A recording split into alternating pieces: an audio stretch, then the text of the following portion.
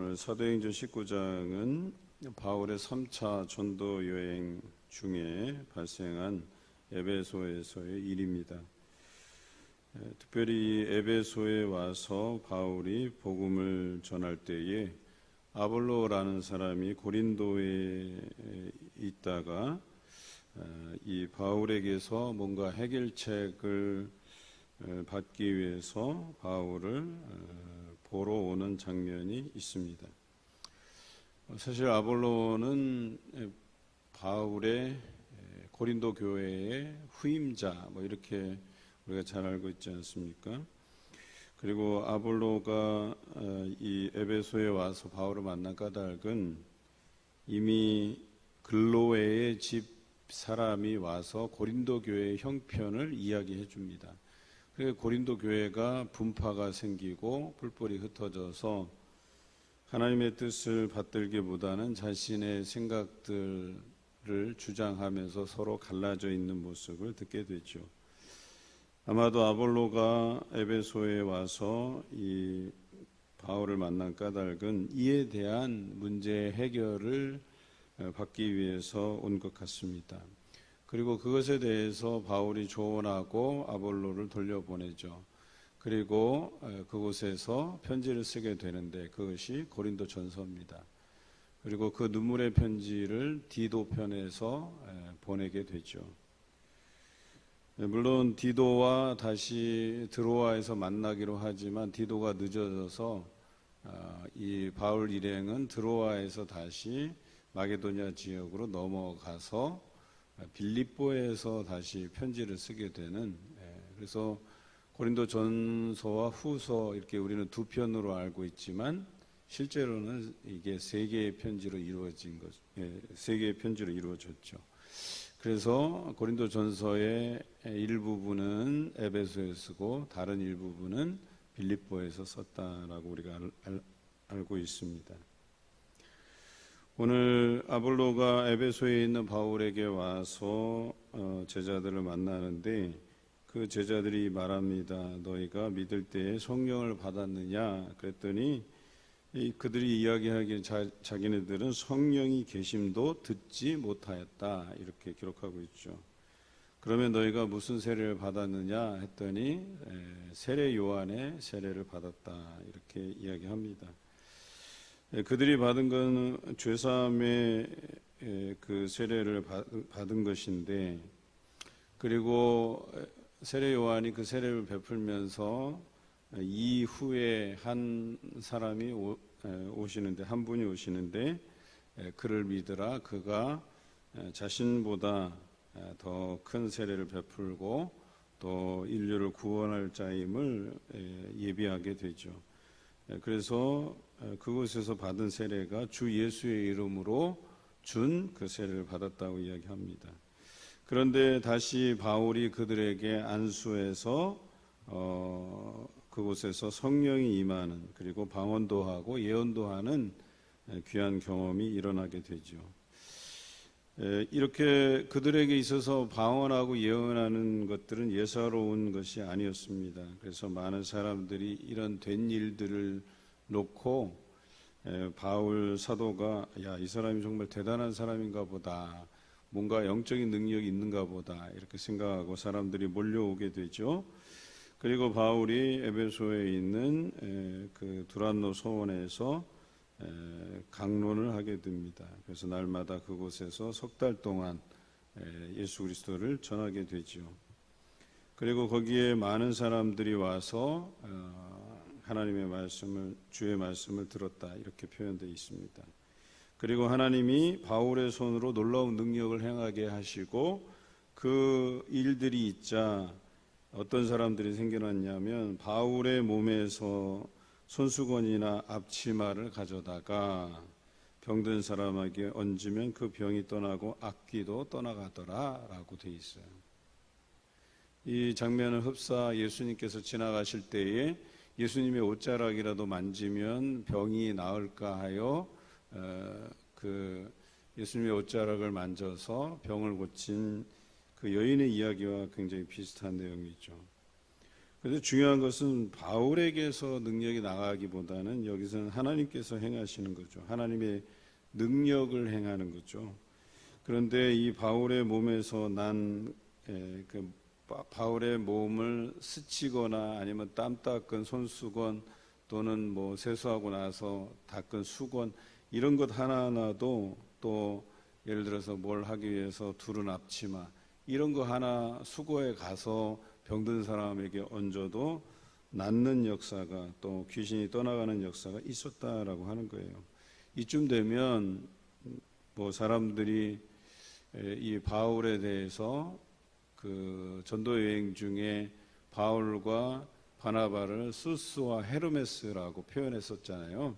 그래서 제우스 신이다, 헤르메스 신이다 이렇게 추앙할 만했다 하는 거죠. 물론 자신들은 그것이 좋은 평가가 아닙니다. 자신들에게는 치욕스러운 거죠. 이 일을 행하신 분은 하나님이신데 어찌 자신들을 그 헬라의 신들에 비유하느냐라고 하는 거겠죠.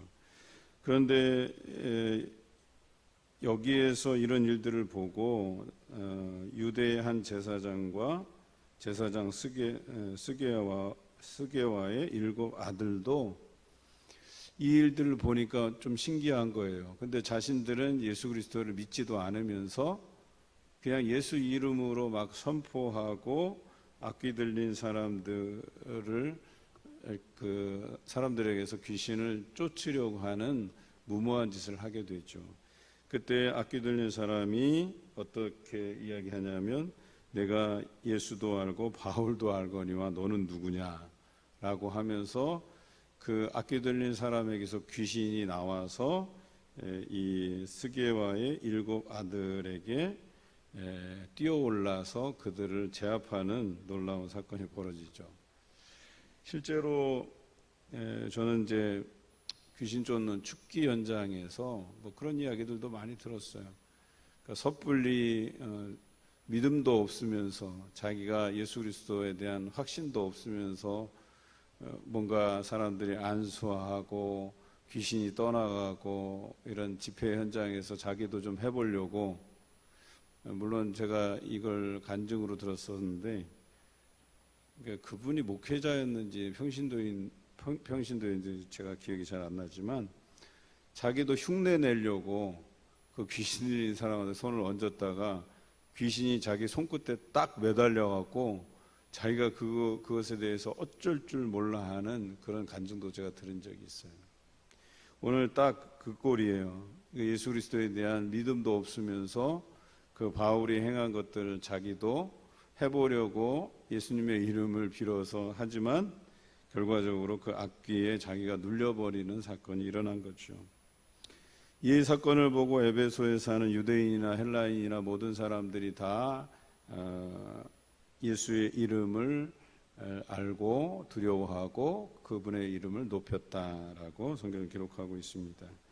그리고 믿은 사람들이 많이 와서 자복하여 행한 일을 알리며 마술을 행하던 많은 사람들이 그 책을 모아서 이제는 이 책이 쓸모가 없다. 자신들이 마술을 행하는 것은 가짜다. 예수 그리스도의 이름만이 진짜고 그분의 이름이 능력이 있다라는 걸 알게 되고 그들이 불사른 마술책 값만 은으로 5만 근이나 되었다 이렇게 표현하고 있죠. 이와 같이 주의 말씀이 힘이 있어서 흥화하여 세력을 얻게 되고 더욱 제자들의 말씀 전하는 것이 탄력을 받아서 널리 전해지게 돼요. 그런데 문제는 그 뒤에 일어납니다. 이 에베소라는 도시는 아르테미스라는 신전이 있어요. 여기는 아데미라고 되어 있는데 아르테미스. 이 신전이 커다랗게 있고 또 기원전 6세기에 아르테미스 신전이 있었고 기원 후 1세기에는 로마가 세운 신전이 있었는데 그게 도미티아누스 신전이에요. 이제 황제의 이름을 따서 신전을 지어요. 그러니까 로마는 황제가 곧 신이라는 생각을 가지고 있기 때문에 황제의 그 형상을 따서 이름을 따서 도미티아누스 신전이라고 해서 세우게 되죠. 왜냐하면 이 도시가 상업이 발달하고 사람들이 많이 오기 때문에 누군가를 우상화하고 신격화하는 데 있어서 적합한 도시예요. 또 상업이 발달했다라고 했잖아요. 그러니까 이 아데미의 그 신전을 선전하기 위해서 아데미 신상, 그러니까 뭐 신전 안에는 아데미 신상이 크게 있을 거고, 그런데 바깥에서는 어때요? 작은 아데미 신상을 조각해서 파는 그런 사람들이 많이 있었다라고 하는 거예요. 그 도시를 다녀가는 사람들은 다 하나같이 그 아데미 신상을 하나씩 조각한 아데미 신상을 가지고 집에 가지고 가서 그 신을 섬겼을 가능성이 높아요.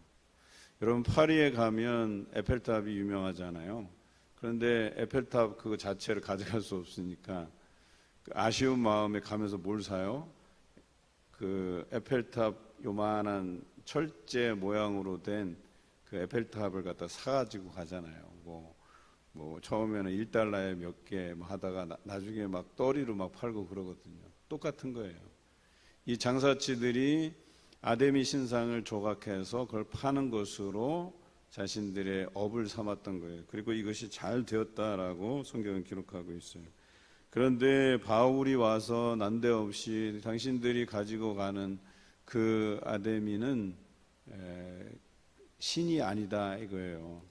그리고 그것은 결과적으로 우리 인간이나 다름없다. 인간이 만들어낸 상상물이고 결과적으로 상업적인 목적으로 그것이 사용되는 것이다 라고 이야기했을 때에 사람들이 어때요? 아까 말씀드렸잖아요. 바울이 와서 복음을 전할 때 많은 사람이 예수 그리스도를 믿게 되고 그분의 이름의 능력을 실감케 했다고 분명히 얘기하잖아요. 그러니까 많은 사람들이 아데미 신상을 버리고 예수 그리스도를 믿고 따랐다는 얘기예요. 그러니까 이 사람들이 생업에 지장이 생겨버린 거예요. 그래서 하루에도 10개 이상씩 깎아서 팔던 것이 이제 그 수요가 급격하게 줄어들게 되고, 그리고 이 아르테미스의 그 신전을 중심으로 해서 자신들이 홍보하고 팔아먹던 이 생업, 이 모든 것들이 지금 위기에 처하게 된 것이죠. 그래서 많은 사람들이 몰려와서 이 바울과 함께 했던 사람 가이오와 아리스타고를 붙들어서 그 회중이 많이 모이는 연극장으로 붙들어서 달려들어갔다 이렇게 돼 있어요. 뭐 많게는 수천 명, 그러니까 적게는 수천 명, 많게는 뭐 10,000명, 20,000명씩 들어갈 수 있는 그런 거대한 연극장에 많은 사람이 몰려와서 책임을 추궁하는 이런 상황이 발생했어요. 그때 바울도 함께 들어가려고 했지만 사람들이 또 지인들이 만류해서 들어가지 못하고, 그곳에서 믿지 않는 그 유대인들 무리들과 또 한바탕 이제 거기서 소동이 벌어진 거죠. 그런데 중요한 것은 뭐냐면 이들이 이 연극장에서 모였다는 건 뭔가 집회에 대한 신고를 하고 모여야 되는데 생업에 지장을 받으니까 그들이 격분해서 그런 법적인 부분 절차들을 무시하고 모였던 거예요. 당시에는 로마가 통제를 하고 있었기 때문에 사람들을 많이 모으려면 집회 신고를 했었어야 되는 거예요. 그런데 그렇게 하지 않았던 불법적인 모임이 되었고, 또 뿐만 아니라 이들 생각에는 저들이 자신들의 생업에 지장을 줬다 이거죠. 그때에 이것을 중지하기 위해서 나서는데 서기장이 이제 무리를 진정시키고, 이 일행들이 이 신전에 들어와서 뭐 신상을 훔치거나 훼손했거나 그런 직접적인 위해를 가하지 않았기 때문에 이 사람들이 실수한 게 없을 것 같은데, 당신네들은 지금 집회에 신고도 하지 않고 불법적인 모임을 갖고 있다. 이것을 명시해주고, 우리는 고소하는 제도가 있으니까, 재판장도 있으니까 피차 억울한 게 있으면 고소해라. 그리고 이 소요 사태는 없는 것으로 할 테니까 해산하라고 한 거예요. 이것을 상부에 보고하잖아요. 로마에 보고하면 로마는 당연히 뭐예요? 그 사람들 다 색출해서 잡아오라고 하겠죠. 왜냐하면 로마의 그 법률을 어기고 불법적인 집회를 했으니까. 당시에는 로마에 저항하는 세력들이 곳곳에 나타났기 때문에 그들이 오해받을 소지가 충분했다라고 하는 겁니다. 오늘 이 사건을 통해서 보되 하나님의 역사하심이 이런 서기장을 통해서도 놀랍게 역사하신다. 만약에 서기장이 아니었다면 바울 일행들은 여기서 잡혀서 돌에 맞아 죽거나 아니면 봉변을 당했을 가능성이 높아요. 그런데 하나님께서 그들의 그 3차 전도여행을 무사히 다 마치고 결과적으로 바울이 로마를 향해서 가야 되는 마지막 여정이 남아있기 때문에 이들의 여정을 하나님께서 도우셨다라고 하는 것입니다. 그렇습니다. 오늘 말씀을 통해서 예수 그리스도의 이름의 능력을 우리가 실감케 하고 또 그분의 복음의 여정을 방해하는 세력들도 하나님께서 막아주시는 장면을 보게 돼요. 우리의 전도의 여정도 마찬가지입니다. 여러 가지 어려운 중에 우리 교회가 코로나의 상황인데도 불구하고 작년에 30명 넘게 우리가 전도를 하고 올해도 열심히 전도에 가고 또 목표가 한 60% 이상 달성은 됐어요. 앞으로도 우리가 나머지 40%를 채워가는 전도의 여정들 계속해 나가야 되는데 그 전도의 여정 속에 역사하시는 놀라운 하나님의 손길도 경험하고 예수 그리스도의 이름의 능력도 경험하시는 여러분 되시길 주님의 이름으로 기원합니다.